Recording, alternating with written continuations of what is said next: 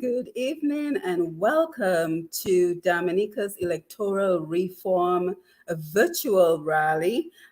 This is a program brought to you by the Electoral Reform of Dominica, the Electoral Reform Coalition of Dominica. So we want to welcome you in. If you're listening to us on Q95 Radio, a pleasant good evening to you.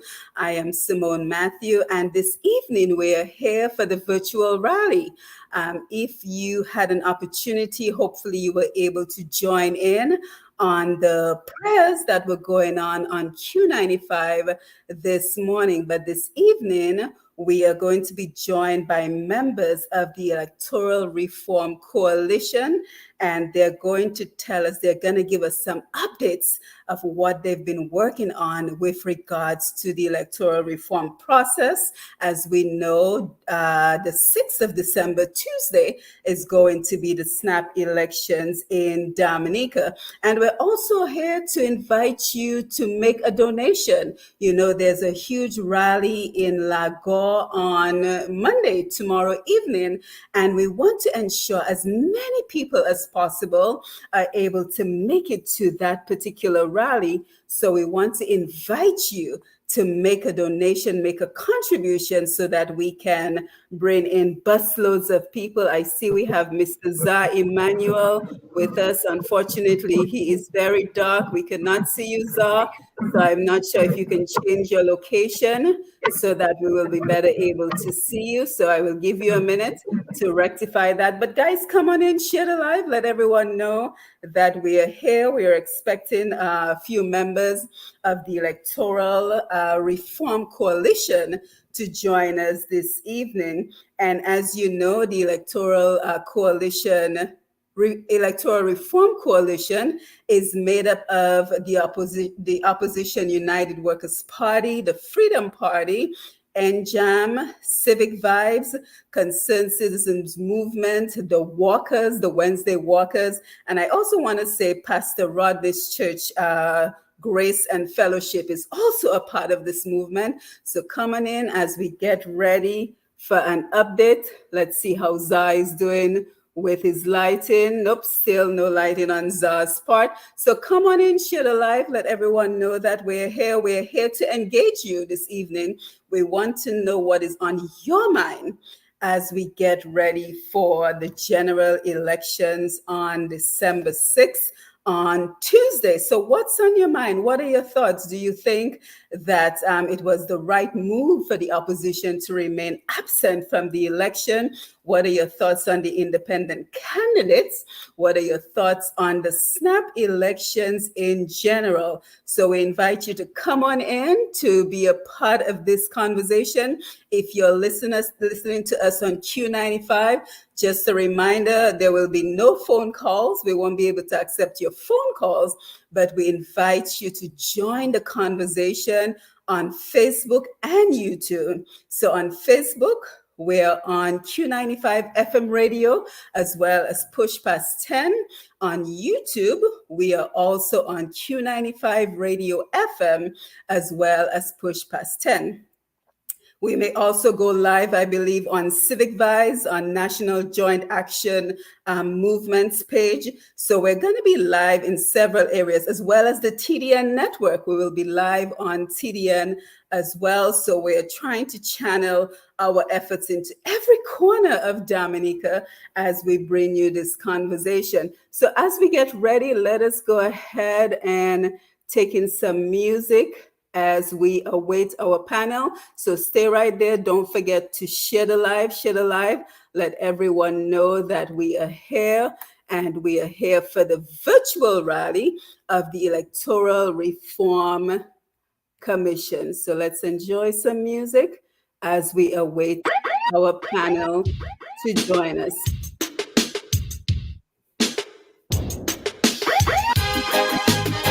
Every head of government to the earth is armed and dangerous.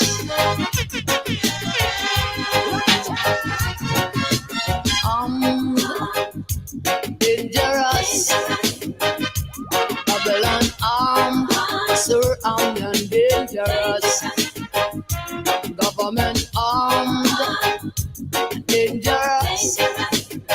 It's the power them harm, surrounded and dangerous. Superpower armed and ready. Midget and IMX missile aiming deadly. Well, from the north to the south and the east to the west. Them getting ready for a shootout contest. They wanna see who's the best. Dangerous. It's a government arm, surrounded and dangerous. Devil them armed, dangerous. A superpower them armed, surrounded and dangerous. Military demonstration, my gosh. Every runner army just a rehearse invasion. Well, war marching to murder population. Chaos and fear, the world intention.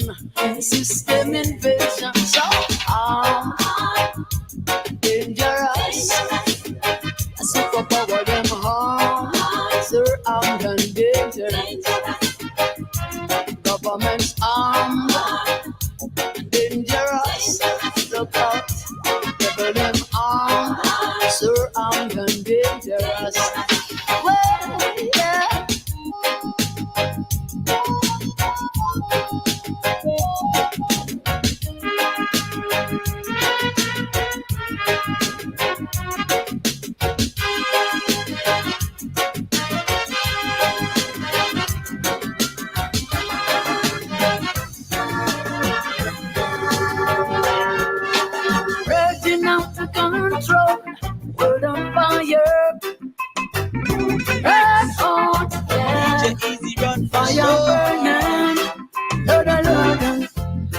hoping and praying for things to get better.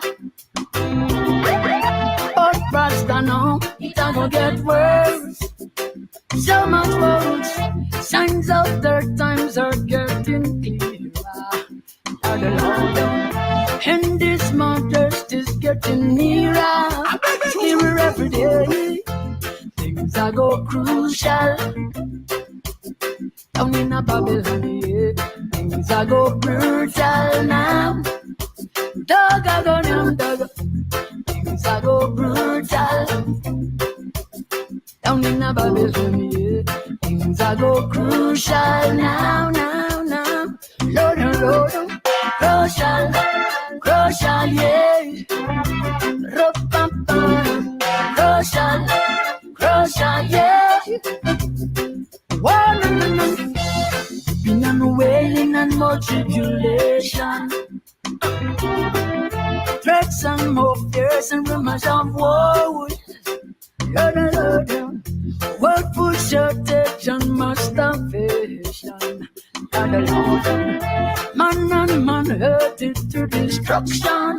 Say me never warn. Things are go brutal. Down in a Babylon, yeah. Things are go crucial now.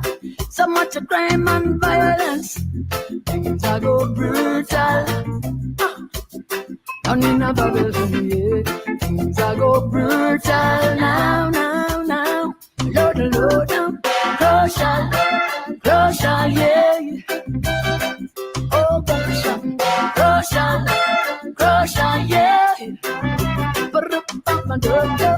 Crucial, crucial, yeah.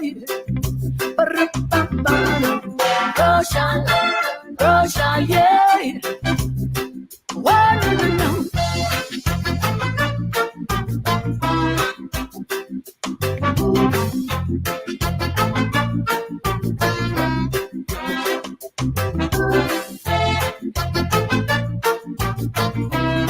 Things that get tougher.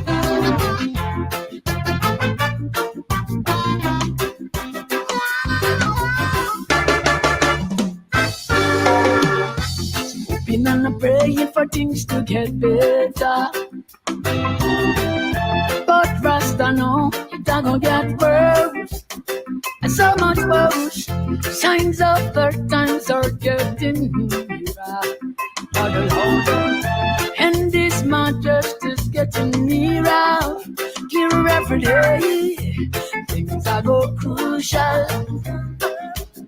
Down in a Babylon, things are go crucial now. Dog a go down, dog.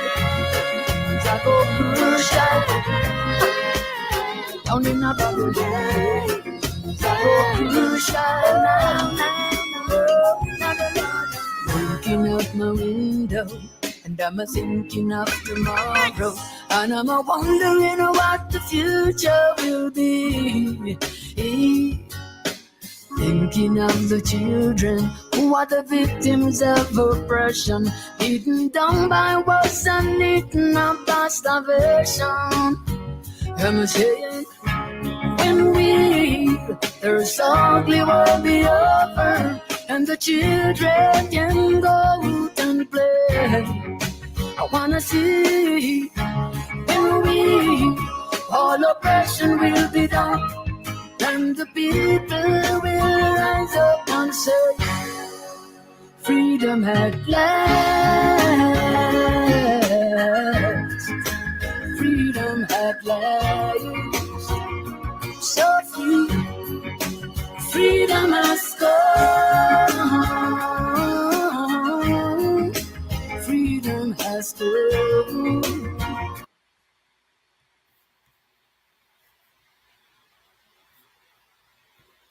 Yes, so we are here for the Electoral Reform Coalition virtual rally, and we want to thank everyone who's joining us so far. Again, if you're listening to us on Q95 FM radio and you want to be a part of the conversation, don't forget that we are live on Q95 FM radio on Facebook as well as on YouTube, and as well Push Past 10 on Facebook and YouTube, PUSHPAST10 on YouTube and on Facebook. So we say pleasant good evening to Dorian Dorival, Dave Bertrand out there in the UK. Pleasure, great to see you on late out there in the UK. Marshall, always wonderful to have you on. In Claire, Miranda Charles, Owen Prosper says, good evening, patriotic family, the host and the panel. I'm locked as usual. Thank you, Owen, for being here. Didi Esther, thank you for being here as always. Dorian said, now is the time to fight this evil from our backs and from the leadership of our beautiful country, Dominica. So I want to share a quick clip with you as we're still awaiting our panel. You know, guys, let's have a little bit of patience because, as you know, these guys have been running themselves to the ground. I think they had several meetings today.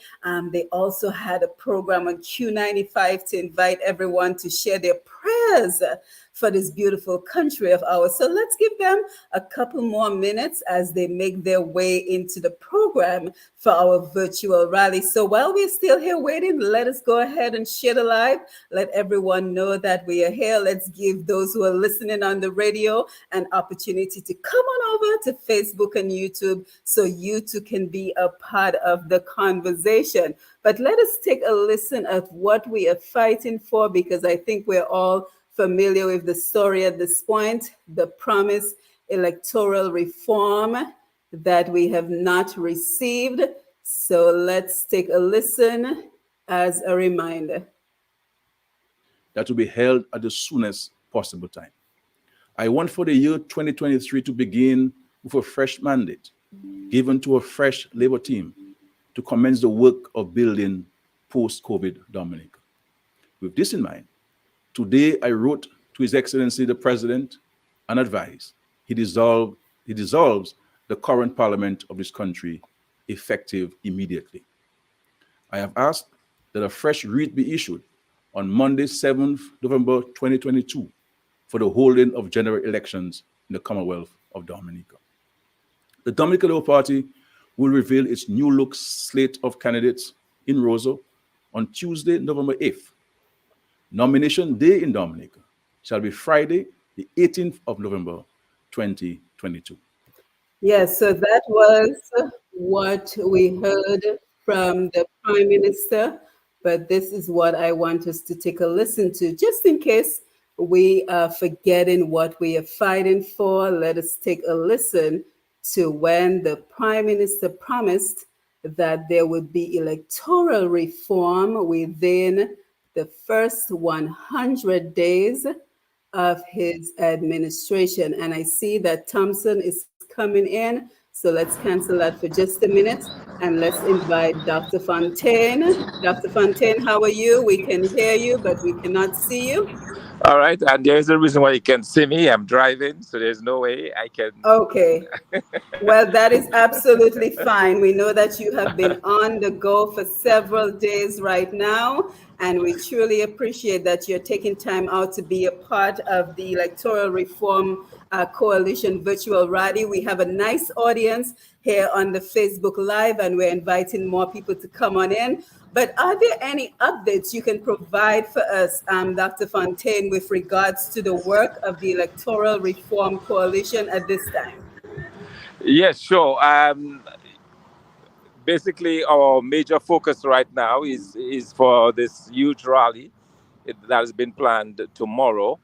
Basically, we're calling all Dominicans who are against what is going on with regards to the sham elections and who support the call for electoral reform. We're calling on them to show up tomorrow from 6 o'clock in Lagon.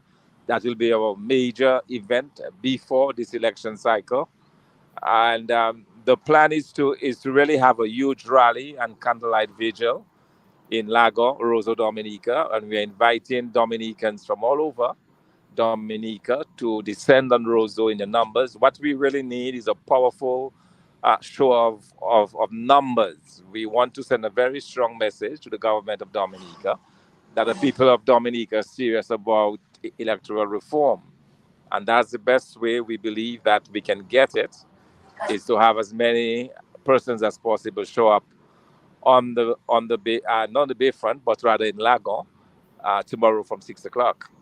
Yes, and speaking of which, Dr. Fontaine, we know that the observers are also here. So are you trying to send a message to them as well? Yes, in fact, we had some very good discussions today. In fact, yesterday we met with the observers from the Commonwealth Secretariat, and today we met with those from the OAS and from CARICOM. And it's been very interesting engagement. I know there are a number of persons who thought we should not engage them because they have been there time and time again before, and nothing seems to be happening. But I had a slightly different take on it. I believe that engaging them is the way to go. In fact, today we had a very interesting discussion with the head of the OAS delegation, who is no less than the former Prime Minister of the Bahamas, Christy Perry. And it was very interesting in that we were able to really, because one of the things they were asking us is why, they wanted to get from us why we were boycotting the elections and what we hope to gain out of it. And I provided us with an opportunity really to do just that, to explain to them why we were boycotting, and also the reason why we believe that it was the best thing to do. So, the idea that we can keep engaging those individuals and those professionals is very important. Yesterday, in our discussions with the Commonwealth observers, a very high-ranking delegation again. It was headed by the former Foreign Minister of Tanzania, a very powerful woman from Tanzania. And we were able to explain to them exactly, where we're coming from, the issues that we're having, and why we wanted to talk about, electoral reform and why it was important to us. So I believe that the engagement so far has been extremely useful, and we can only keep engaging. We can Yeah, only. yeah. Now, Dr. Fontaine, did you have an opportunity as well to also inform them that many of the recommendations that some of these observers have put forward have not come to fruition, and that we're going into another election process without the recommendations that some of them even proposed? Did you have that conversation with them? Yes, we did. We had a very frank and honest conversation, and that formed a part of it. In fact, we told them very clearly that a number of our constituents were not happy that we were even engaging them for that very same reason, that they've made very good recommendations in the past, and none of those recommendations have been implemented.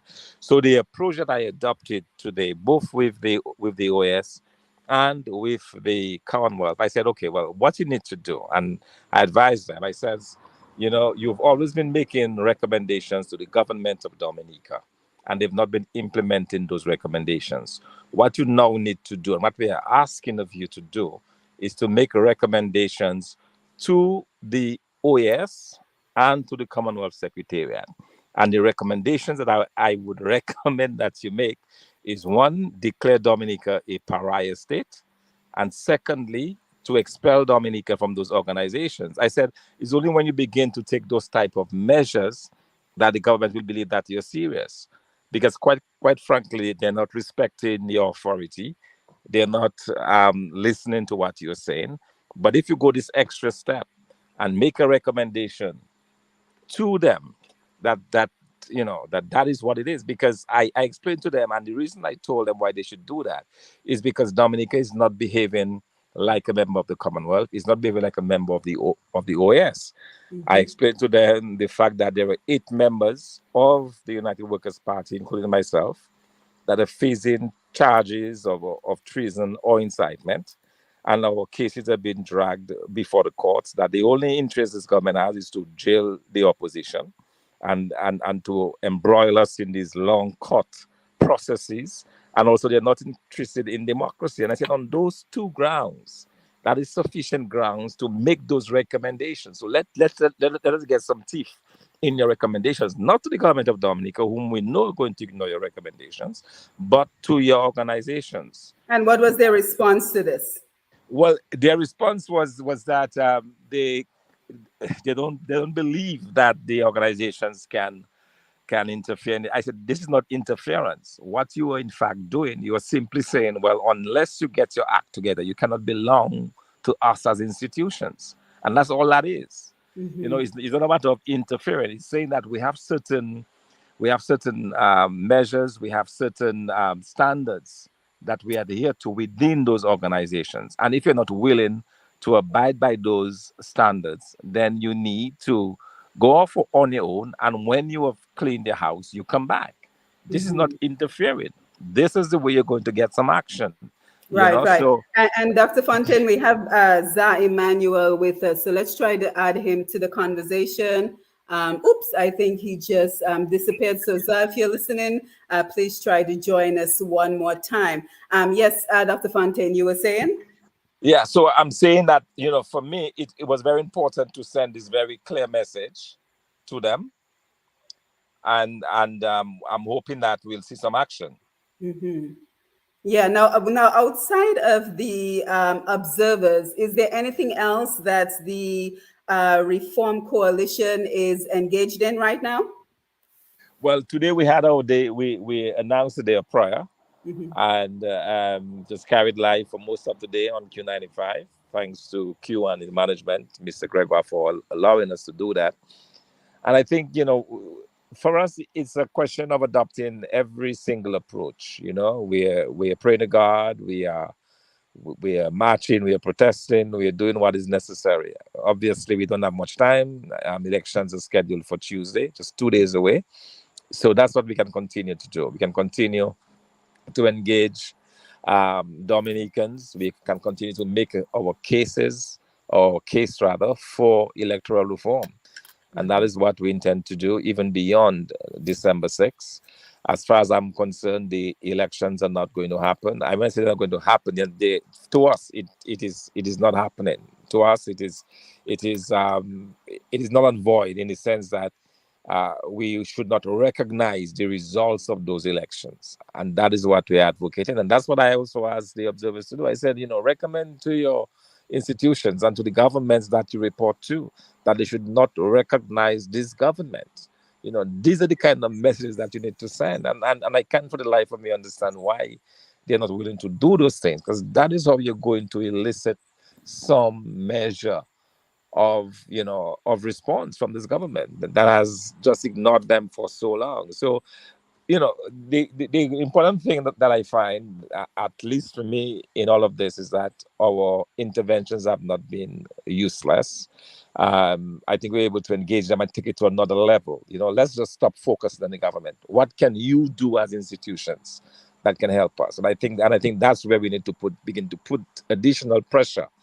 And one of the suggestions that came out as well today was from the former prime minister of the Bahamas, who suggested that it's important that they remain engaged, even beyond December 6th, that the institutions remain engaged with the government of Dominica. And I think that is something that we have to really continue to pursue. So beyond December 6th, we'll be writing to CARICOM, to the OAS, to the Commonwealth, asking that they have persons, follow through on what is going on, follow through the recommendations of Sir Byron, follow through with what is going on in the parliament, because bear in mind, as a main opposition, we will not be in parliament for the next several years. So we need, those institutions to be looking out for us, and that's what we can continue to push on our part. Yeah, and speaking of which, Dr. Fontaine, I mean, what is the concern that there will pretty much be no opposition in Parliament if this election does go through? What are your concerns that now that the sitting party will most likely have 21 seats? Do you have some concerns with regards to Parliament? Actually, none at all, and I'll tell you why. I do not have a concern about Parliament, for a very simple reason. The government of Dominica has reduced Parliament to just a house of cards, really, because we have three parliamentary sessions a year on average. When we mentioned that to the observers, they were stunned. They could not understand it. And they were saying, is it that you have it 3 days each time you meet? He said, no, 3 times on average, probably 1 or 2 days max. So we may have 6 or 9 days of parliamentary proceedings for the entire year. So in effect, we're not missing anything. We're Mhm. not missing anything. And I Mhm. just want to, at this point, just recognize individuals who have safe seats like Daniel Luge, Hector Sparks John, Honorable Lennox Linton, who had very safe seats and who sacrificed those safe seats. In the Mhm. process, they've sacrificed a salary, they've sacrificed a livelihood to make a point on electoral reform. Mhm. But that is what it is all about. Is that fact that our people are ready to sacrifice? Because at the end of the day, when you have only 3 sessions of parliament, what does that tell you? There's not much that can be done. The government is not interested in making laws. It's not interested in crafting new laws. It's not interested in the business of state as it is, as it were. And from those 3 sessions a year, typically one is the short one is the budget, during the budget time when the budget is presented in July. The second one usually is for some bloated supplemental spending, and the third one is anything that comes up in between. So there is not much going on in terms of parliament. So I don't think there's anything that we are missing per se. Mhm. The legislation for the electoral reform that has to come before parliament, we've already seen it. It has been approved by the electoral commission. There's consensus on it in the electoral commission. We have also seen it and have given our suggestions. So unless there's some radical change from the side of the government, we should be able to enact those reforms without too much problems. So Mhm. besides that, of what use is there been in parliament? Yeah, yeah, and I certainly see your point, Dr. Fontaine. But I think we can also recall that one of the reasons we found out about the missing billions was through the presentation of Mr. Lennox Linton at Parliament. So I'm just wondering if there are certain things that we will be kept in the dark on now that the opposition party will not be in Parliament. Well, all of that can be done through a people's parliament. There are different ways Mhm. and means of getting this message out. We did not Okay, discover it necessarily within the parliament. We discovered right. it through our own work and so on. We'll Mhm. continue to do that. We'll continue to work on, and people need to understand that as an opposition, we'll continue to work in the interest of the people of Dominica. And when we discover things like the missing millions, Mhm. we will present that to the Dominican public. There are different ways of doing it. So rest assured that that we will continue to do. Okay, Mr. Ito is here with us, so let me add him to the conversation. Bernard, welcome to the program. How are you? Thank you very much, Simon. I'm good. I'm good. How are Yes, you? yes. So let me just remind everyone, including our listeners on Q95 Radio, that you're tuned in to the Electoral Reform Coalition, Dominica's Electoral Reform Coalition virtual rally. And if you would like to make a contribution to the conversation, you can join us on Facebook and YouTube at Q95 FM Radio, both Facebook and YouTube, and PUSHPAST 10 push past 10 on Facebook and YouTube. So, Bernard, Dr. Fontaine was just giving us some updates with regards to the meeting with the observers and the work of the Electoral Reform Coalition. Is there anything you would like to add? Well, I'm sure Thompson provided a comprehensive update, but as he's probably mentioned, we met with the observers here. We made it clear that we look towards them to help the cause of democracy, global democracy, and in Dominica's case, pursuing global democracy in Dominica is very important. We had some interesting conversations with them. We told them that we think that we welcome them, although some of our supporters was saying, we should not meet with them and so forth, that this validates a sham election. But we are courteous people, and we also know that building those relationships and looking at folks directly in the eye and making our arguments is useful. And so we chose to meet with them. And but we did make the point that sometimes the obvious things that one looks for, like stuffing of ballot boxes, moving of ballot boxes in the dead of the night, and that sort of thing, the sort of obvious things that would imply some level of cheating, some level of problems with the voting process, that those obvious things are only the tip of the iceberg, and that we do not expect to see those things. That is not where our fight lies. Our fight lies with the undemocratic way in which people are bribed and treated, with the way that voters are flown in weeks in advance, days in advance. We have a problem with the sort of economic tyranny that folks are threatened to lose their job if they do not comply, vote the right way. In fact, we saw some video earlier today on social media confirming that sort of behavior. And so these are the things that we ask the commissions and the various observer groups to pay attention to.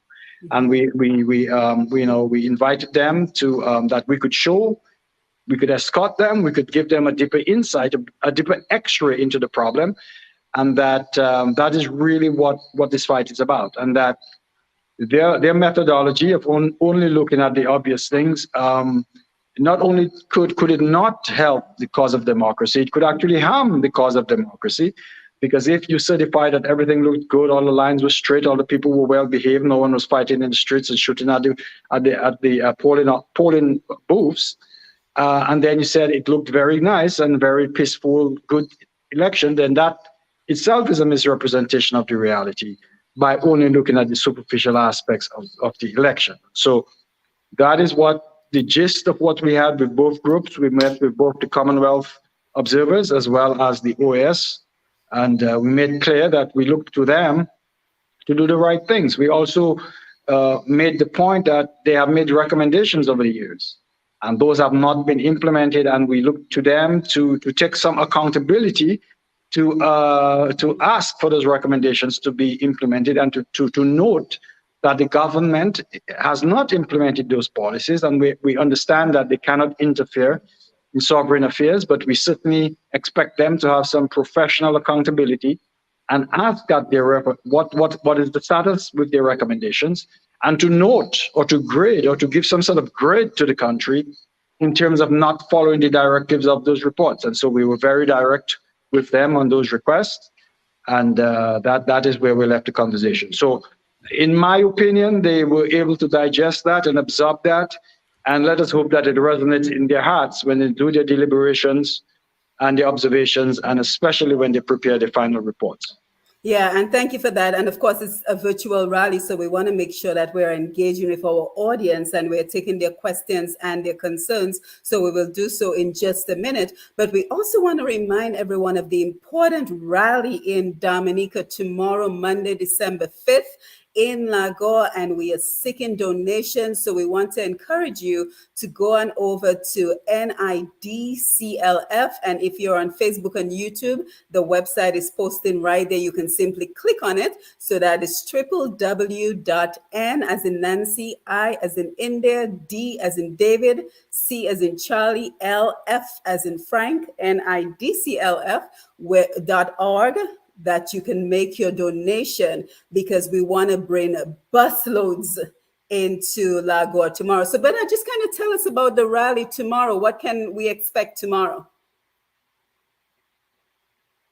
Yes, the rally tomorrow is the sort of culmination of many things that we have been working over the past several weeks. What we want to do is bring together all the concerned patriots of Dominica, all of the good people who stand up for justice, who want to see a better country. We want to bring them together in one spot, in one voice, in one unified voice. It will be a candlelight vigil at various points in the night. In the evening, we will ask our participants to show their candles or light up their phones to sort of symbolize the dawning of a new day in Dominica, or the washing away, if you will, of the darkness in Dominica. And so we have a nice lineup of participants, good speakers. And we will be making the pitch to the Dominican people that we are in the days, finally in Dominica, of living under an illegitimate government. Illegitimate in the sense not that the president, the prime minister, does not have the right to call a snap election, but illegitimate in the sense of it no longer appears, and in fact it is so, that this government reflects the will on the values, the vision, and the ideas of the Dominican people, of the majority of the Dominican people. If you have an election process that is so flawed, so convoluted, so distorted, grotesquely distorted, it simply cannot function as the mechanism to bring the true will and ideas of the Dominican people forward. You cannot, through this distorted piece of machinery that is now our electoral system, have an outcome that in any way reflects the true will and intent of the Dominican people. And the legitimacy of a government rests upon the acceptance of the people that the government is legitimate, has legitimately reflects their will and their input. And if you do not have this, then in all forms and in all realistic situations and in the theory of political science, you now have an illegitimate government. And that's where we are. Yeah, and I want that's to come back. the message we want to convey on Monday for our various speakers and talk about the path forward. We do not view December 6th as the end, but the beginning of a move to shine light on this legitimate government and to press for fresh elections under a reformed electoral system before the end of this illegitimate term that this government is embarking upon. Yeah, and I want to come back to you and Dr. Fontaine to talk about what happens after December 6th. But before we do, I just want to go ahead and share this particular clip where the Prime Minister said during his last term, the beginning of his last term, that within the first 100 days, there would have been electoral reform. For some time now, and certainly during this campaign, the issue of electoral reform has been a vexed one. Having reflected on this issue, it is my intention to invite a renowned Caribbean jurist to lead a national commission on electoral reform. The work of that commission, added to all the previous consultancy and election reports from various international organizations, together with the decision of the courts, will inform the shape of Dominica's electoral reform. Public hearings will be held throughout the country, and all Dominicans will be able to appear before the commission and give their views. Provision will be made for anonymous submissions, as well as for an open discussion forum on social media sites. These, my dear friends, constitute the priority agenda of the first 100 days of the new administration of the Dominica Labour Party. Yeah, so I think this is what a lot of Dominicans found especially vexing. Were you guys able to hear the clip? Yes, Thompson, you're muted. Yes, so you can unmute your mic. So I think that is what people found especially vexing, to use his own words, that the impression was given that there would not be another elections without electoral reform. And I think, part of the problem is as well, we're seeing this lack of access to the media. And it is just very concerning that, like I always say, he who controls the media controls the narrative. So for example, here on Push Percent, and I can speak for Q95 as well, we have had all the political parties represented. We've had labor rights, freedom rights, UWPites, APP, TUD. We have everyone, because that is what democracy is about, giving an equal playing field to all the parties that are involved in the political process. But yet we see that on the majority of the radio stations in Dominica, the opposition voice is not welcome. So kind of speak to us about what can we expect beyond December 6th. But before we do, keep your thoughts on that. Let's engage our audience, because this, after all, is a virtual rally, and we certainly want to hear their thoughts. So Marcel says, no reform, no election, no independent candidate.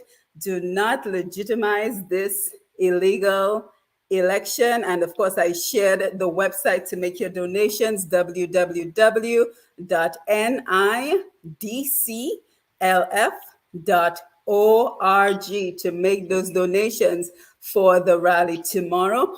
Greg Baptist says, looking for a real doctor to fix the economy. Well, here is he. Big up, Dr. Dave Bertrand. Great to see you. Please take note of this question. After the vigil, which was today, what? Penny Shirley, I'm watching and listening. Very good program. Thank you, Penny. Marshall says, why would they ask such question when they know what's happening? Owen Prosper, absolutely no reform, no election should be the talk of the day and week ahead. Sandra Norris, good evening to you. She says, good evening. Marley, good evening. Inkler, good evening. Bernard Eli says, I enjoy your program. I support electoral reform, but the electoral reform didn't prevent UWP wins previous general elections. I live in the US and I'm a registered voter in Atlanta. I have voted several elections, never asked to present voter ID. Not sure about that, Bernard, because I live in Atlanta too, and I always present an ID when I go to vote. So I'm not sure where in Atlanta you are doing so, but let's read his comment. I live in the US. I'm a registered voter in Atlanta. I have voted several elections, never asked to present voter ID card. All they ask, state ID. Yeah, some sort of ID, right? To see I'm a registered voter on the list. Just a few thousands in Dominica show up in the polls, and the USA millions. Why is it a problem in Dominica? So let's pause right here so you Yes, guys can have an opportunity to provide your absolutely. comments. Yes, Simon, and I want to jump on this very quickly because that's a question that also came up with the observers. And the question was, well, you're such a small country, surely everybody knows everybody else, right? Why do you really need an ID? And my response to that was quite simple. Persons who are coming into vote typically are away for 20, 25, 30 years. So if you have a young person as your agent at the polling station, they will not know these individuals. Okay, it's not like these are individuals who are living in the community on a daily basis. Yeah, if you're in Grand Forks, for example, and people who live there, you will at some point know everybody because it's a small village. Okay, but if you have somebody who left Grand Forks 30 years ago, there's a good chance that the majority of people now living in Grand Forks would not know that person. Okay, so when somebody comes in and claims to be Jane Doe or whoever that person is, there is no way they can know that. Okay, and that is where it opens up for fraud, and that's the reason why you have the voter IDs in the United States. That's the reason why no other Commonwealth country allows voting without some type of identification. Okay, and that's for that very simple reason. So it's not the question of the smallness of our countries, is a problem of the number of people coming in. And secondly, we never had this issue prior to 2009. That issue really started in earnest in 2009, because up to 2009, even if the list was bloated at that time, but the people who voted, the persons who determined the future of Dominica, were by and large those living in Dominica. All of that has been turned on its head by virtue of the fact that individuals are now brought in by the thousands by one party to overturn the will of those living in Dominica. So it changes everything. And that's the reason why we need reform. Bernard, your thoughts? Well, I mirror those thoughts. I mean, certainly, we are civilized people, and this is the 21st century, and we're a small country. And the fact that we're a small country doesn't negate the need for those IDs. It means the ability to get those IDs prepared is a trivial task, really. And so we should do the right thing, as Thompson said, identifying voters and making sure that they are legitimate voters. And further, I would say we need to look at how we can keep those IDs current, tie that into the 5-year visitation system and the 3-month accumulative residency, and have a system in this day and age where we have modern technology and all sort of fancy cards and chip cards and so on, make the technology relevant so that all of those issues can be tracked with that card. When was the last time you visited? How long have you been continually accumulated those times? And we can do these things. These are trivial matters to be done. This is a small country with 40,000 voters and so on. This, in terms of database and in terms of big data and data mining, this is almost an insignificant amount of people to be done. It could be done by a professional team within a week. And so those things simply need to be done. Those things will make our governments legitimate, will make the elections valid. And as we said, there is no reason, and again, why should we be the one rogue nation in the Commonwealth states that does not do this? It is best practice, it is accepted practice. There is no reason for it not to be done. There's no practical reason either, or technical reason. The government pushed through electronic passports, which is a more complicated endeavor, within a few months. And so what is it that is truly at the base of not getting on with the task of getting the voters ID?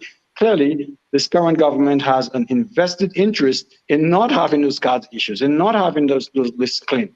And it is those psychological hurdles that are much higher to climb than any technical or logistic burden. And so we completely reject the notion that somehow it's a difficult thing to do or somehow it's an unnecessary thing to do. It's necessary and it's easy to do. But the psychological hurdle to give up your advantage that you have carefully crafted over 20 years is the real problem here. Let's go back and take some more comments. Analia, John Lawrence, let's see. We educating, we focus on votes. I think we're focused on both of them. Analia, Susan George is watching. Irvin Charles, they're not going to get 21 seats. Marigot, Salisbury, and possibly the Kalinago are going independent for sure. Thank you for expressing your opinion, Irvin. Albert Gabriel, if this goes through, no grants, no loans from the World Bank or from the EU should be given to the illegal government. Greg Baptist, the so-called election observers that they send here is legitimized, lose it sham election. You are not welcome in Dominica. Well, everybody's welcome in Dominica, so let's not say so. Marshall observers cannot say the people got the government they deserve. What will they say this time? Desmond Green, tell them again and again. Colson Shillingford, great to see you. Francis, great to see you. Inclair, great to see you. Marvin, Sheldon, Boland, I am concerned that a much stronger push was not made to have genuine independent candidates drop out of the elections. Isn't their participation simply legitimizing the fraudulent elections? Marcel, agree 100%. Patsy, can't take another year of scared civil disobedience. Mark, Dominic, good night, guys. Great job informing people. Nept Packet, great program, guys. Good night to the hosts, my esteemed leader, Dr. Fontaine, and the leader of the Freedom Party, Mr. Bernard Ito. Leavers, there should have a strong push to prevent that election from taking place, especially in the presence of the observers, to send a clear message that the process of elections is fraudulent. Hi, Julie Polidor, Peter Thomas, good to see you guys. So your comments on that, and then let's talk about what happens after December 6th. Yeah, just to say that the important thing is not so much the independence. The story of Tuesday, December 6th is not that 14 independents participated. The story of Tuesday, December 6th is that the major opposition parties did not participate in Dominica. And that is unheard of. You know, the only case that I could find in the corner of Caribbean happened in Jamaica in the 1970s. So most people living today have never seen that before. You see, so that in itself is very telling. And I think, and that has brought a lot of, I can tell you, there is tremendous interest in the stance taken by the opposition. We have been fielding calls all week from people as far away as Jamaica and the Bahamas and Trinidad and all through the Caribbean, wondering what is going on in Dominica. So I don't think that the presence of independent individuals validates by any way this election. It does not. To the contrary, what people are going to be talking about is that the main parties did not take part in this election. And that to me fundamentally will be the script for what happens on December 6th. And that says everything. And as I said, I talked about the sacrifice that has been made by persons who have sure seats, and the sacrifice that they're making even now to not be a part of this process, but to send a clear message to the government that we need electoral reform. And that's the kind of sacrifice that I'm proud of. That's the kind of sacrifice that makes me extremely proud to be the leader of the United Workers' Party, where you see members prepared to step up without fear, and say, yeah, I'm prepared to take it. Take whatever heat I'm going to take financially and otherwise for the sake of the party and for the sake of democracy in Dominica. That to me is commendable. And these are the real stories of December 6th. Bernard? I totally agree with that. We are standing on principle. We're saying that the integrity of the process matters, that what we model to young people and our children and those who look up to us to be responsible leaders is we must model responsible ethical behavior.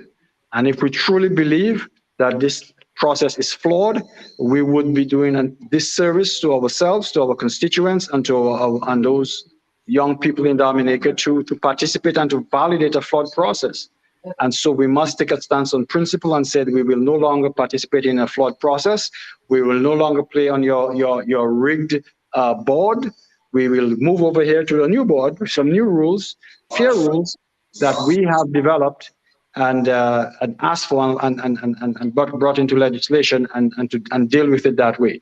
So we are simply not validating this process. It is a flawed process. It is not a process that will lead to any outcomes that are reasonable for any opposition party in Dominica. It's a hopeless process, and so that's where we stand on the issue. Now you ask what's next after December 6th. Yes. December 6th to us is just a blip on the screen. We do not even pay much attention to December 6th. We have decided as an organization, as a coalition, that December 6th is not an important date in our Commonwealth at this point in time. It is called an election. Mr. Skerritt has called his election to cleanse and to renew new faces for his government, but that has nothing to do with the Dominican people and nor to do with the opposition parties. So December 6th is not a very important date to us. What happens after December 6th is what we're focused on. As I said earlier, we are looking at an illegitimate government. We want to make sure that every Dominican understands post-December 6th, whatever the outcome is, and he'll win the majority of the seats. But we want every Dominican to be clear. We are now living under an illegitimate government for the first time in Dominica's history, a government that does not reflect the will of the Dominican people at all. And we will continue to make that message to every man, woman, and child in Dominica. We will make it clear that we need to get back to legitimacy in our land under a reform, and that can only occur when we have fresh elections under a reformed election system, and we expect those elections sooner rather than later. We're calling on fresh elections within the next 2 years. Under the reforms that were promised by Mr. Skerritt, promised and worked upon very hard by Mr.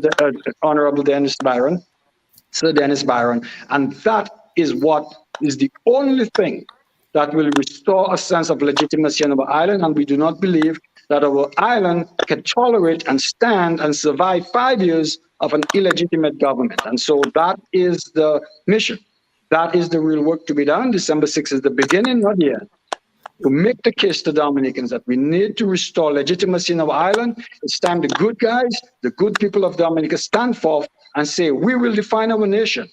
This is our moment to redefine our nation. And that's what we will be doing in December 6th, redefining our nation, redefining what legitimacy is, and fighting to restore the legitimacy in our island through fresh elections. And we'll do whatever it takes. We're not violent people.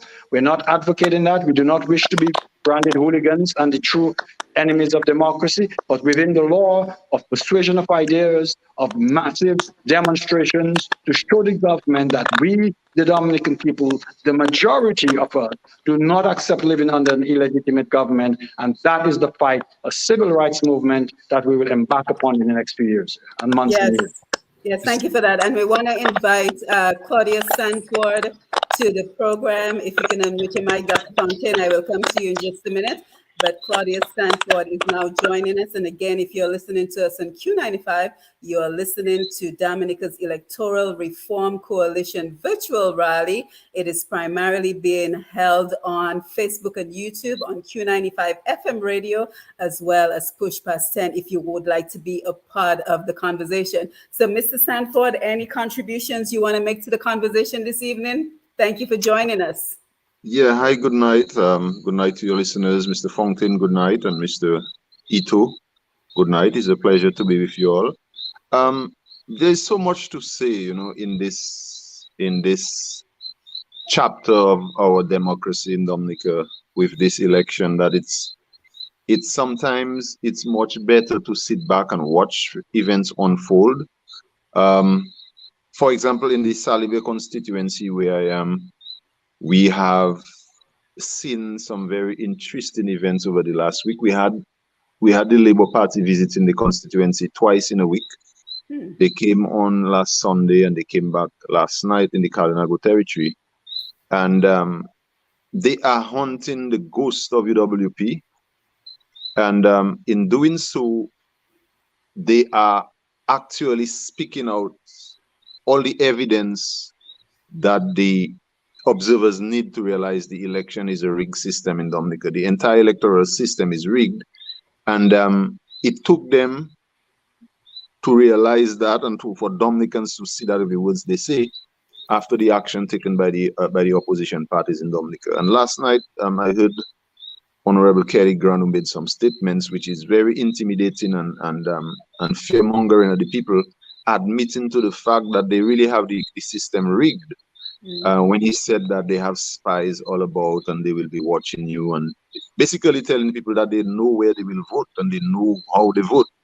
And I think in this Salivia constituency where we have an independent candidate who made her case for contesting the election, and we understand her position as well.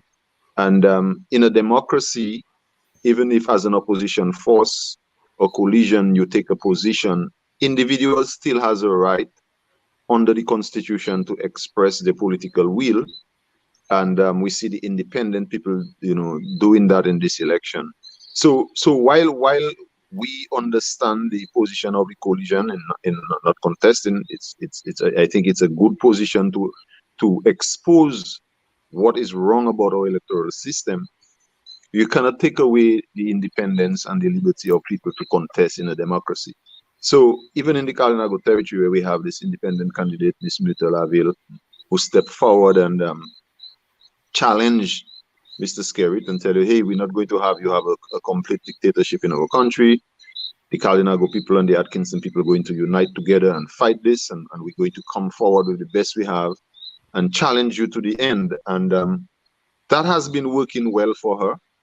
And we have Mr. Grant who came last night and he said that they're looking. And I think it's supposed to signal to the rest of Dominica that, the election is already rigged. If a past parliamentarian, 2 times who won the Kalinago seat, and also he claimed to be a senior member of the Dominica Labour Party, will tell you that they have spies everywhere, one can conclude that they have people working as returning officers and all these people in the electoral system that run the electoral process, working as spies for them. That is what I got out of that.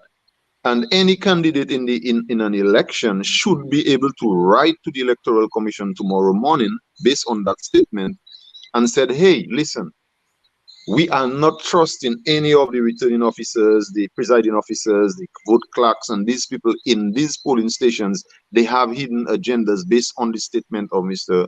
Kelly Grano. And if he is speaking on behalf of the Labour Party, then we could say that this statement is endorsed by the Prime Minister of Dominica. And as such, I don't think coming out of this statement by Mr. Grano that should be any elections on Monday. The entire process based on his utterances is already, messed up. It is rigged and it is spoiled.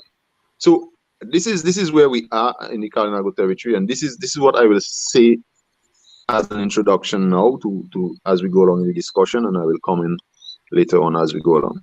Yes, thank you very much, Claudius. Dr. Fontaine, you want to come in? Oh, absolutely, absolutely. In fact, I have seen this very disturbing video. We've drawn it to the attention of the observers in today. In fact, I was able to talk to it. And people might think, but really, how can they say that and people believe it? Our Dominican populace or electorate, they're not very sophisticated. Mm-hmm. So if somebody tells them, hey, I know where you're going to vote, they believe them.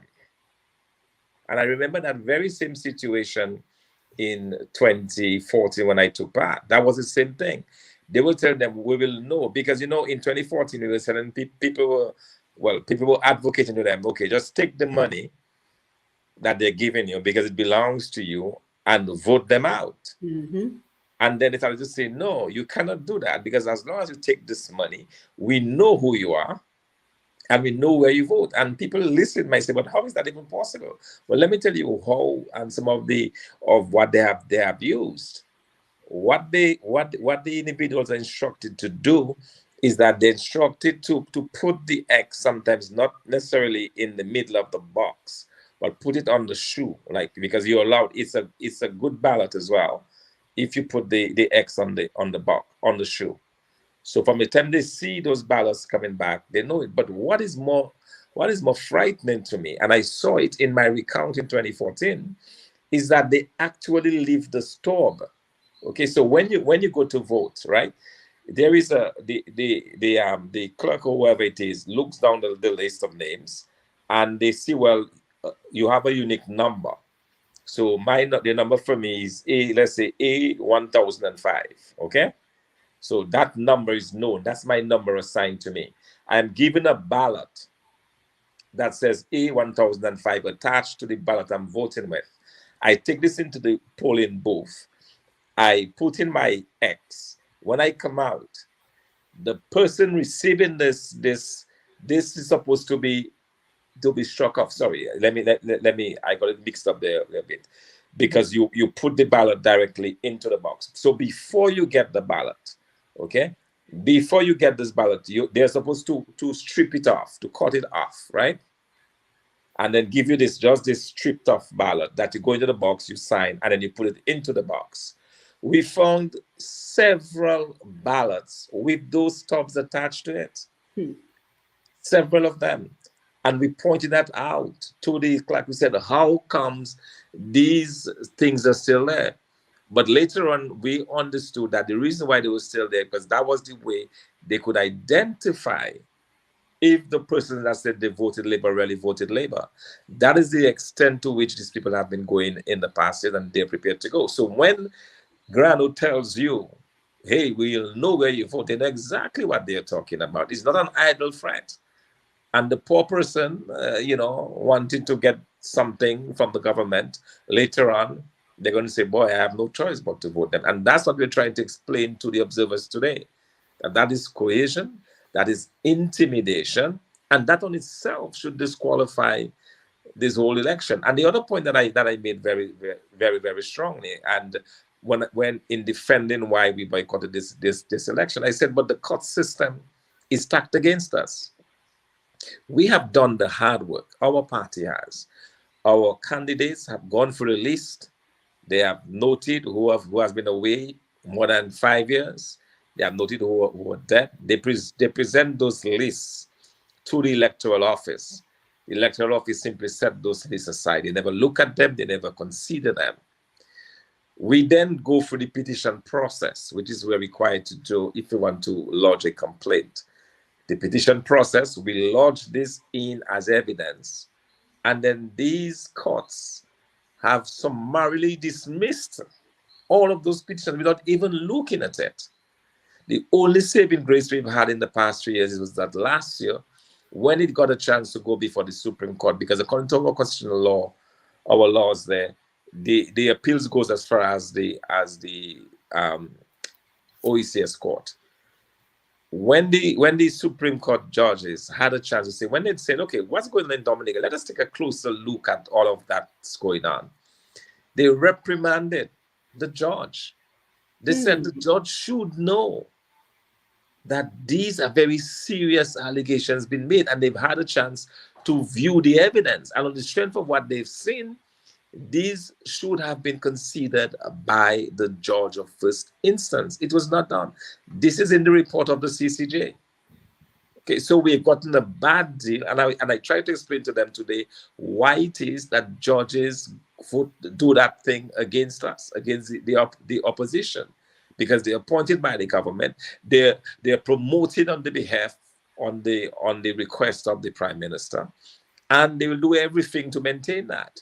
And that is what we have. So people say, well, why don't you contest and then just challenge? We've done that before. And even when the evidence has been clear, crystal clear, we're not even given a hearing in the court. And that is why, thankfully, the CCJ has intervened. So people say it's not just us making things up. the CCJ, these esteemed judges, in their own judgment, in their own considered judgment now, have seen what we have been saying over all those years, that our system is corrupt, it is tainted, and no government winning an election like this should be allowed to hold office. None. Yes, yes. Let me come to you, Claudius, because I think one of the arguments we hear is that the UWP won under the same system. So why are we complaining now about this particular electoral system and the request for electoral reform? So what are your thoughts on that? Because that is an argument I hear all the time, that the UWP won under the same system. So why is it a problem now? Well, I think people who would make that argument are superficial in the way they look at the maturity of a democracy. Any young developing democracy has to go through the process of upliftment and what we call restructuring, along the way. So even if the argument that UWP won under this may sound good in making the opposition look bad for calling for electoral reform, but just for the idea of a democracy to grow and develop, into something that is mature and up to standard in the current space or the current context of time, just the year as it goes by, there has to be restructuring and reform to bring it up to that level. Back in the days, we did not have the kind of technology that you have now with the access to the telephones and pictures, and where you can take pictures of your vote and send to people and all that stuff. Back in the days, the national radio station was what it was, the national radio station.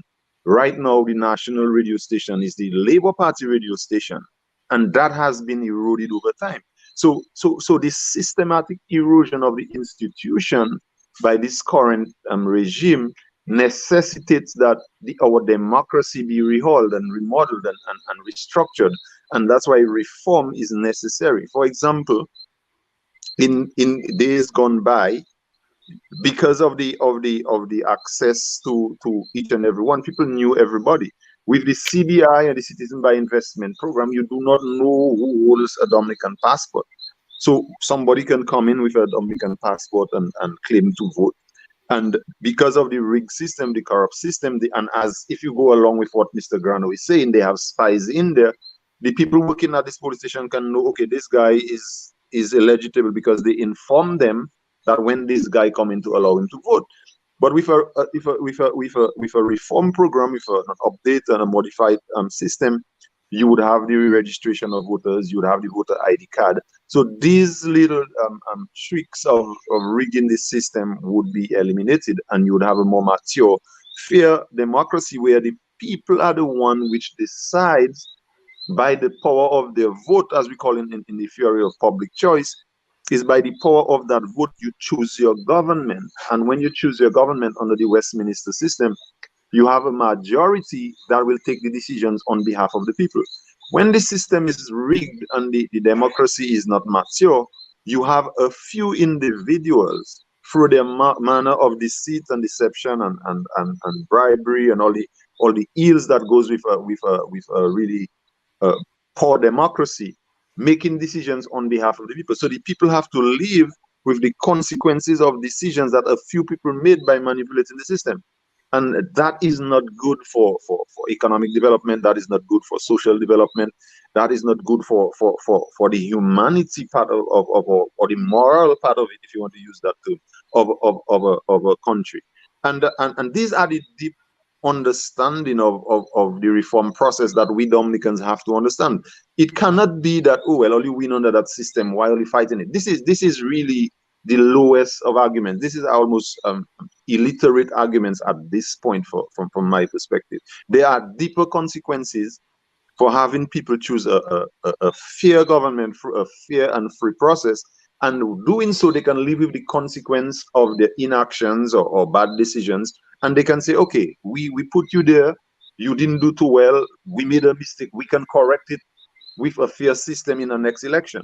But when you have a system that is rigged and is underdeveloped, you could have a few people repeating over and over being in government and keep making the mistakes, and the people who doesn't have a choice in that system have to live with the consequences of that. And that is where it gets really uncomfortable and nasty in my view, in the context of political elections. Dr. Fontaine, I think you wanted to jump in on that question. Yeah, absolutely. And bear in mind, when the United Workers' Party assumed office in 1995, Dominicans were the one voting. The occasional person would probably come down and vote, but there was no systematic attempt to look at where people were voting in the different constituencies and bring persons in. That really started in earnest in 2009. All right, so to try to compare what was going on during the time of United Workers' Party in 1995 and now, that is night and day, completely different scenario altogether.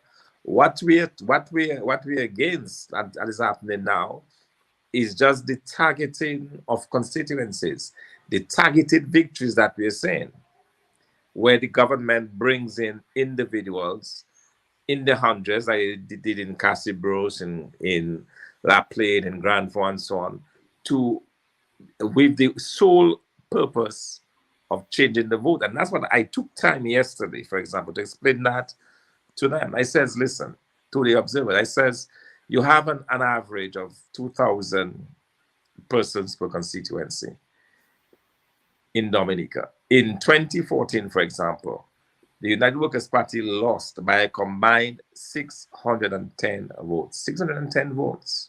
That's what we lost by in 2014. Okay? Because you have very close constituencies that is decided. For example, in my case, I was declared the victor on the night of the election. The following day, I was told I lost by 2 votes. So you have these differences that are just so close. So it's a loss by 10 votes in St. Joseph, a loss by 100 in La Plaine, or, very small numbers that can easily be influenced with the influx of voters. So to try to compare what is happening now, this widespread bribery and treating by a government that is using the CBI resources for the most part to charter planes. I'm told they spent $45 million in the last election. $35 million US dollars. The observers could not believe it. They could not believe that in the country of 70,000 people, that $45 million goes into an election campaign, US dollars. But that is the extent to which this government is prepared to go to retain itself in office. And we are saying that to make the comparison with what went on during the United Workers' Party time, it's just not there. You cannot make that comparison. It's a completely different thing. Yeah, I think we lost Thompson for a couple of minutes, but let's go back and engage our audience, because again, we are here for the virtual rally of the Dominica Electoral Reform Coalition, and we want to make sure that we're engaging our audience. Let's see if Dr. Fontaine is back with us. Are you back, Dr. Fontaine? Yes, I'm back. Yes, sorry. Yeah, I'm using my phone, and unfortunately, calls are coming each time, and that's what the interruption is. But I was making the point that, to try to compare these two periods, there is just no comparison, really, because what we see now is just beyond the pale in terms of the efforts that have been used to bring people in. And in 1995, there was no time to effect electoral reform. There was just, 4.5 years of United Workers' Party. But this government has been in place for 20 years, and they have more than enough time to do the reforms that we have been seeking. Now, we just had Zed Lloyd jump in on the conversation, so we want to welcome him. But before we do, let us make sure that we are engaging our audience. If you're joining us on Q95 FM radio, don't forget you can jump on YouTube or Facebook and be a part of the conversation. So Julietta Austri says, good night, panelists. I do agree with Bernard that we want reform. The only reason why Skerry does not want to implement is because he has ulterior motives, and that is to steal election results. Delima Wilson out there in Trinidad, our neighbor, thank you for being here and thank you for joining the conversation. Dave Bertrand, the opposition forces should make their voices heard outside the polling stations on December 6th. Interesting thought. Stephanie John Baptist, hi, good evening. Dorian, we don't want reform. We need reform for Dominica to move forward for a better future for our children and our children's children. Marvin says, I love the position the Reform Coalition is taking. Thank you for that, Bernard. Greg Baptist, Prime Minister Skerrit, is the subject of investigation of the U.S. government for money laundering and passport of criminals. The guy is desperate, so that is Greg's views, not ours. Marshall, and recommendations made by OAS, CARICOM Commonwealth, and CCJ Opinion. Let's take someone we haven't heard from. NEPT, the Labour Party, has a well-oiled machinery that manipulates the electoral process at different levels. I experienced this in the Grand Bay during the 2019 general elections, because it kind of begs the question, with all this going on, you know, what trickery do we not know about? I think once Claudia started describing what goes on election day, it kind of just popped into my mind that there might be things that are going on that we will never know about in terms of bribing the elections. Lambert Charles, great to see you, Lambie. He says, good evening, lady and gentlemen. Julietta Nep Packet, I don't view the situation in Dominica as a simple one. There is a tyranny and evil spirit hovering over Dominica, and as such, the people have been blinded. So guys, thank you so much for your comments. Jerry Nelson over on YouTube. Blessed night to everyone. We need reform. The voting list needs to be cleaned up. Thank you for that. Let's see who else we have. Mark Dominic, please. Let's make every possible effort. Didi Esther said UWP won the election in 1995 under the same system is false. There is a difference between UWP participation in an election without comprehensive electoral reform, winning fair and square, and the blatant rigged elections. Thank you for that. Peter Thomas, just to add to what Dr. Fountain said, I know a young lady that said to me last night that her name is on the list to come to vote on December 6th. She never voted in Dominica. And speaking of which, someone also sent me a picture that they are listed as a registered voter in Dominica. She's been away for 30 years. She said she has never registered to vote in Dominica. So that speaks about the small communities, people knowing everybody and simply adding names to the electoral list. And I'm talking about firsthand experience. So this is not alleged. This is someone sending me a WhatsApp message with a picture of she and all her siblings listed on the electoral list. And she said, as far as she knows, her siblings have never registered to vote in Dominica. They've all been gone for 30 years.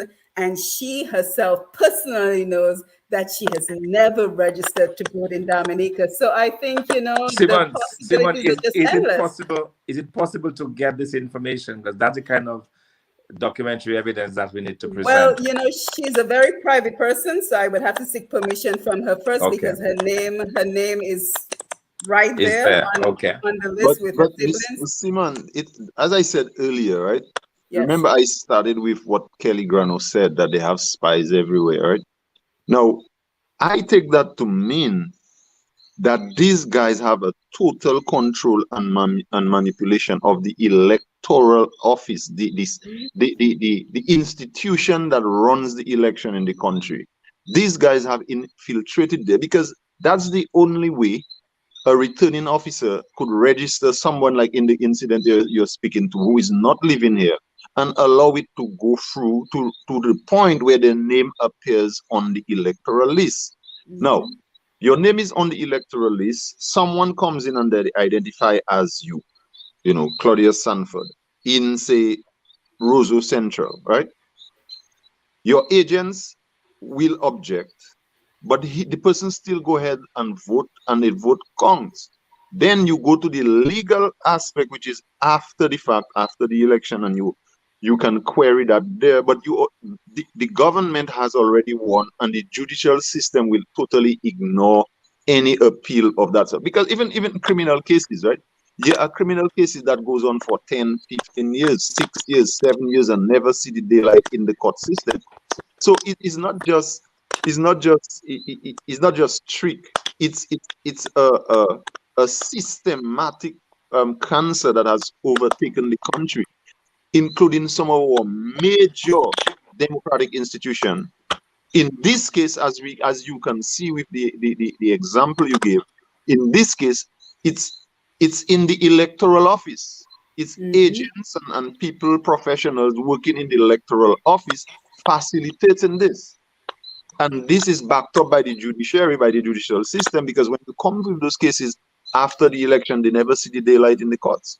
So, I mean, when you get into the depth of how this corruption, how this rigged system operates, you have to dig really, really deep to understand it. The ordinary person on the street will not understand how the depth of that rigging, and that is why you have people like Tony Astafans, and we'll talk about the legacy of winning. These guys understand that, and they will do everything to fight electoral reform, and Mr. Skerritt understands that well.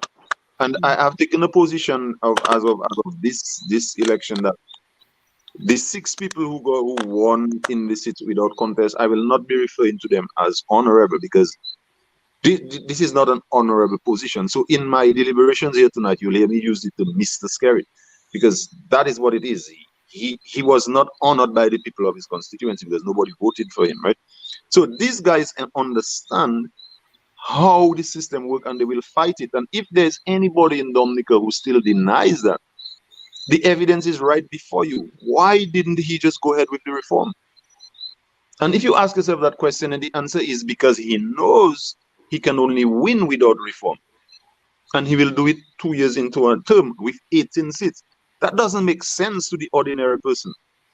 And you see that in their campaigns, the crowds are very small, the energy is low, they feel deflated, they speak to ghosts, and they say things with people not even, they say things about UW. Up to this day, they have not been able to present a plan to the people.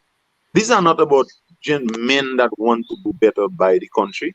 These are men that protecting their turf. This is a mafia organization that has taken over our country. Yes, thank you for that. I think we have Zed Lloyd with us. I know you want to make a contribution to the discussion, so go ahead, please. Good evening. Good evening. Good evening. Is my mic good enough? Peace, yes, we can hear you. Well, first time on your platform. Thanks for having me. You're welcome. It's a pleasure. Honorables, listeners, friends. I want to touch the issue of independence a bit. You guys mind if I shift from where you are on that? Yeah, just for a minute, because we want to stay on the topic. All right. So, so go ahead and deal with the topic. I'm listening. Yeah. Okay. All right. Yeah. Sounds good. So let's go back to the Facebook Live comments, and then we're going to wind down the program in just a little bit. So, Zed, you can make the contribution that you would like to make at that point. Let me just go ahead and mute your mic for 1 minute as we take the comments from Facebook. Dorian Charles, people getting in the list without being, the comments are going by so quickly. I think I just lost that comment. So let's go back to the top. People getting on the list without being qualified is something I have firsthand knowledge about. I know what happened to someone that visited Dominica in 2014. Adelaide Joseph, I am not registered in Dominica and I have been out of the country for almost 35 years. I better not be on the list. Well, Adelaide, I would encourage you to make sure that is the case. Adelaide Paul, an election with no manifesto, no plans, just simply want to stay in power without any progressive plans for the people. Jefferson Winston, Skerritt has no respect for the courts. How can a man in the government can disrespect the ruling of the highest court of the region and call an election? How can the people sit down and look?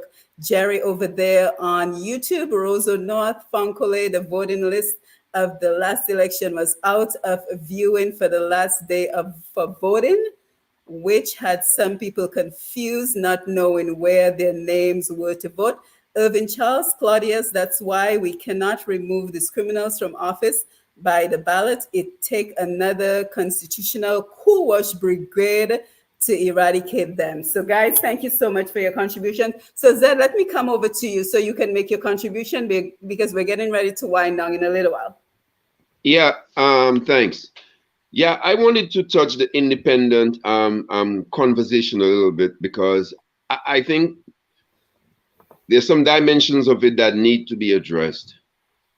I want to look at the independence thing as something that from where it started to where it's ending. I think the premise, the starting premise, was a revolutionary premise. I think given the dimensions that we were facing, the legalities, the lawyers and their perspectives, I think the idea of holding that initial state as an independent movement, I thought that was awesome. And then you come into the transition where independent candidates now think of themselves as candidates. And I understand that conversation. But to me, if your first step was a revolutionary step, then your second step should be, well, I am contesting this election to ensure that if I get in there is that we have electoral reform, we bring closure to this government, and we transition to a process where we can have free and fair elections and everybody get a fair chance to run an election. But the conversation I'm hearing now is a justification of an illegitimate election.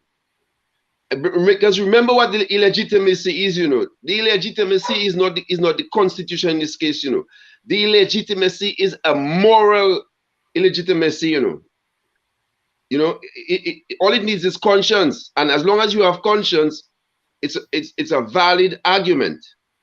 So to come and in this perspective as an independent candidate and to be talking to me as if you have an idea of being in parliament in that full term of this election, to me, it destroys the initial revolutionary premise that the independent package is supposed to present in this situation. And so I don't know if the individual people, the independent artists really understand the whole pathology, if you wish, of what they're really dealing with. Because if you look at it, the only place an independent candidate can win really is where the UWP could win, you know. If you really look at it, other than if you have an independent candidate who has an independent culture, heritage, strength in that constituency because they have been developing independent leadership in that constituency, maybe like a muta in the reserve up there or something like that, or as we saw Roosevelt Scary turning a brother into a winner in the Jelly Man, who happens to have background because he's been a constituency and a collective mind in his community. But if you take a candidate that is just starting to be a candidate, present them as an independent candidate, no heritage of leadership in that constituency, there is no chance you're going to win into a constituency where the Labour Party already wins.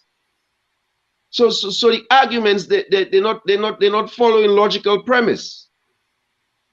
You know, so I don't think the investment that is being made now in terms and the distraction from where these independent candidates could be mobilizing for tomorrow, could be mobilizing a movement.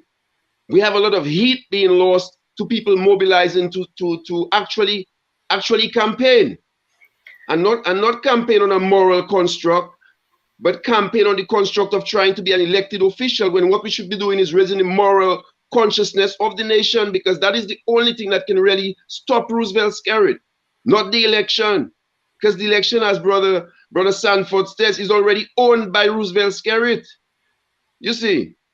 So I just want these independents to understand that in all their good intent, a lot of energy was drained from where it was supposed to be at because of that diversion, and because of the fact that the diversion became misguided when people took it to seem to mean in a manner as if they want to legitimize the election while claiming to be an independent candidate. You cannot be an independent candidate in this argument, and your argument is to give legitimacy to this election.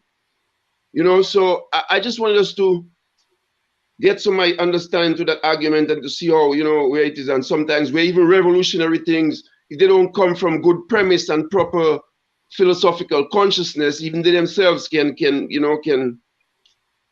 lose sight of that bigger picture that we're talking about.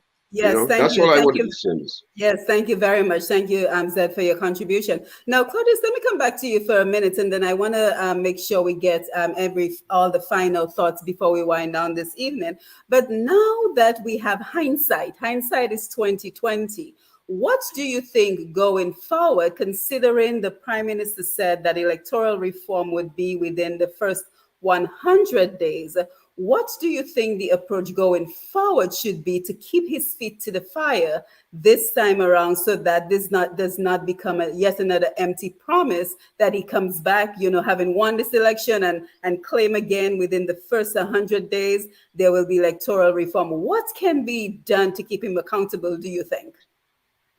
All right. So I am not the one who becomes very critical of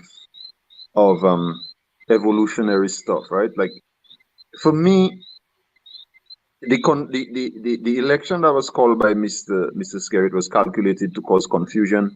It was evil work, and it manifested itself. And one will agree that a large proportion of the population in Dominica were confused, right? And once that exists, once that energy exists in an entire country, we can then use the moral argument that Zed is talking about, and label it as evil.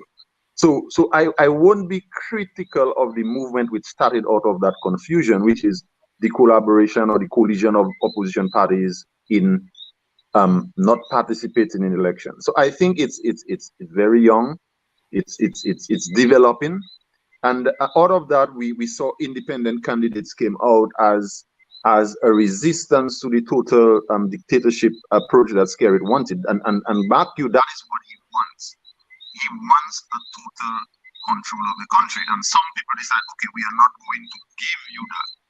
And we can see that is tormenting him in some of his talks and his strategies in that election. He's totally lost. We could see that. So for me, I like what Zid is saying, but I would approach it from a more optimistic way. Some of these candidates will win the election. Some will cause some serious shifting. Like, for example, in the Saliba constituency, Miss Muta is causing some serious shifting, and anything can come out of that constituency. I think the idea now is to keep the coalition going and be more strategic in allowing the energies of the independent candidate to integrate into the movement that will ensure that Mr. Skerritt is held accountable for this election. Meaning, whether we have to hit the streets, whether we have to, take him out by all means necessary, that we can harness the energies of all these independent candidates, because the energy is one of resisting Roosevelt Skerritt. I do not think I would go as far as saying is to legitimize Roosevelt Skerritt. I personally believe, from understanding and seeing the energy from these independent candidates, is a resistance to a total dictatorship. So we need to harness that energy, and that energy is what will keep, as you asked the question, keep his feet to the fire. Mr. Skerritt will not go on beyond 2 years in government if we harness the energy of that movement. And we can see it, we will see it after the election. And if we are strategic, we don't necessarily have to speak of it right here now. But all I will say is that we will see the energy after the election. It will evolve, it will show its face.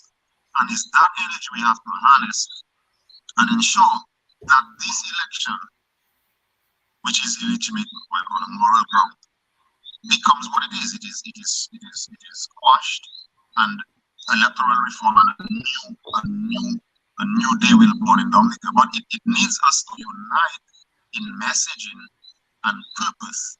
We cannot be critical of people who step forward in a democracy to resist the formation of a dictatorship and exclude them from the conversation. We need to allow them to produce what they ought to produce, and then gather that energy into that coalition moving forward. So there's a lot to come. I'm optimistic. There's a lot to be harnessed. There's a lot to be harvested in that process. And I think Mr. Scott understands that. I believe he understands the few days and months after the election. And we just have to be vigilant, keep eyes open, and it will unfold. I believe there's a new awakening in Dominica, and we have to harness it together. So rather say I believe we need to bring the energies together, kindle it from various perspectives, and I think it will unfold in a very successful way. Yeah, I think you got a little distorted towards the end, but I think we got the gist of what you were trying to say. So Zed, let me take a couple of comments real quick, and then I will come over to you for some final thoughts.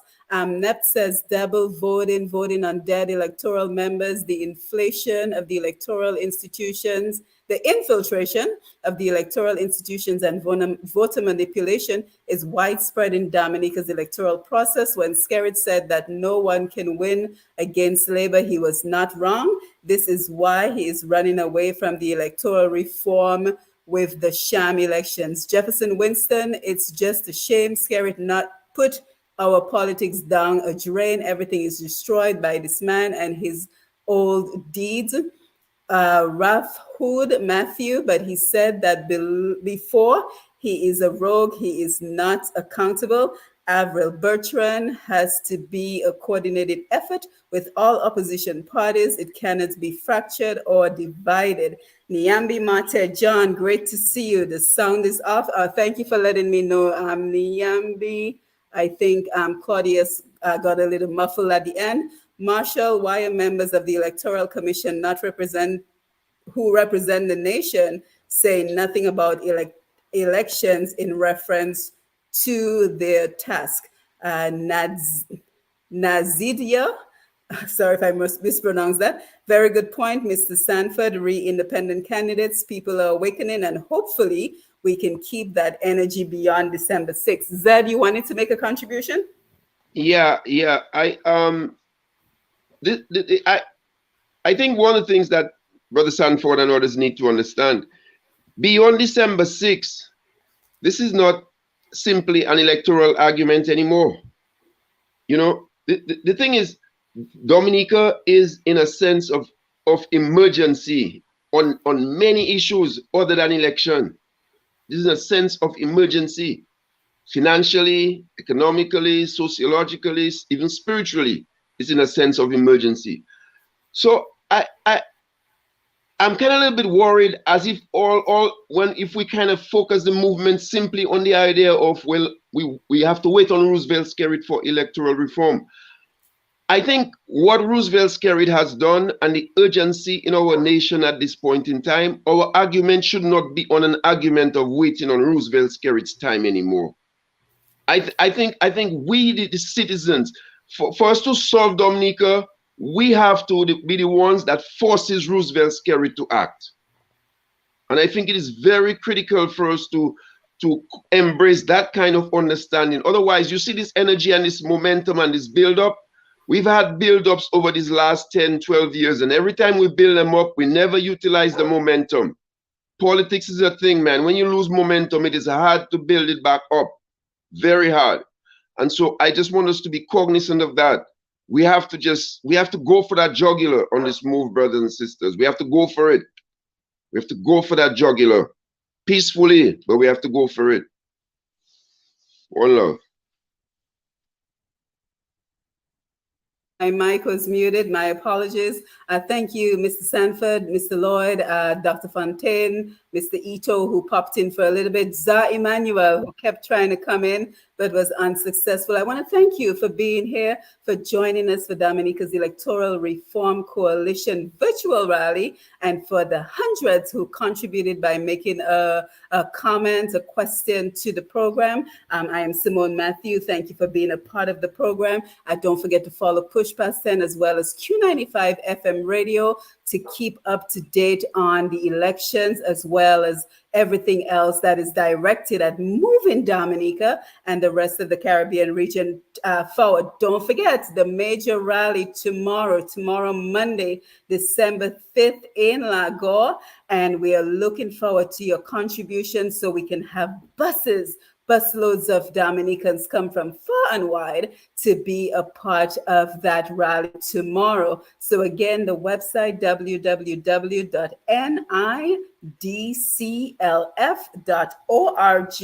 for your donations. If you would like to make a donation, if you want to contribute to the efforts to the electoral reform process with the rally tomorrow. So guys, do you have any final words as we wind down for the evening? Mr. Sanford, you want to go first? Let's see if your mic is working. Yeah, so I'd Yes. just like to say thank you for the opportunity. The fight is on, and I would like to invite, all the brothers and sisters around the country who are listening here tonight to make it out tomorrow. We need to show solidarity. We need to show the energy. We need to show the urgency of what is going on in Dominica. It's not easy. It's not going to be easy, and I have the tendency to think beyond things, and we may be surprised at what Mr. Byron is coming in with electoral reform, what he has recommended, and that may be the straw that breaks the camel back. So I think we need to keep the energy going, keep the momentum, and I look forward to seeing a lot of people tomorrow in that gathering. Thank you very much for the opportunity. Yes. Thank you for joining us, Zed Lloyd. Well, boy, first of all, I remember 2019. What's your name, sister? Simone. Simone. I remember 2019. I felt really deflated. I was like, and that morning after Salisbury, and I saw Lennox and Joshua in the studio on Q95. And they were going to election, and I felt so dejected. I hated the UWP that morning. And I'm happy, man, that it's 2022, and I feel like I can say, you know what? I love the UWP for its stance on this election. I am happy that the party has grown some balls, to say this is what we're going to do and we're going to stand by it. I know some people might want it to be more militaristic, and after all the years of frustration, but I want to tell the people that struggle sometimes. If you keep hitting the hammer and hitting the hammer and the hammer is not going through, you're too resistive. You have to have a different kind of elasticity. You have to change tactic. I like the idea of the prayer thing tomorrow. I like the idea of the candles. I like the idea because government is labeling everything that we're trying to do as violent and as disruptive and as everything. And part of our winning has to be to contradict their narrative.